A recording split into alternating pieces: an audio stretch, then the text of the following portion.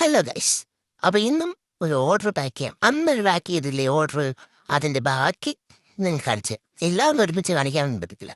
ആ കുപ്പിയെ ഞങ്ങൾക്ക് ഇഷ്ടപ്പെട്ടില്ല, ഇരിയടാവളെ. അങ്ങനെ അത് മാറ്റി. ഇപ്പം ഇത് പൊട്ടിച്ചപ്പോഴേ വേറൊരു സാധനം കിട്ടിയിരുന്നു. നമുക്ക് നൊക്ലാജേക്ക് ഇതെല്ലാം ഇങ്ങനെ പരിചയപ്പെടുത്തിക്കൊണ്ടിരുന്നപ്പോഴാണ് അത് കുറച്ച് നേരം ഇരുന്ന് പൊട്ടിക്കാമെന്ന് വിചാരിച്ചത്. അങ്ങനെ കുറച്ചു നേരം അതെല്ലാം വെച്ച് കളിച്ചുകൊണ്ടിരുന്നപ്പോഴാണ് എൻ്റെ നഗ്നമായ ആ സത്യം മനസ്സിലായത്. ഇതും വെച്ച് കളിച്ചുകൊണ്ടിരുന്ന് കഴിഞ്ഞാൽ അത് അവിടെ ഇരിക്കത്തേയുള്ളൂ. ഓർഡറിൻ്റെ പാട്ടിന് പോകും. ഓർഡറിൻ്റെ പാട്ടിന് പോകും. ഇത് കാണുമ്പോഴേ എനിക്ക് തല കറക്കും.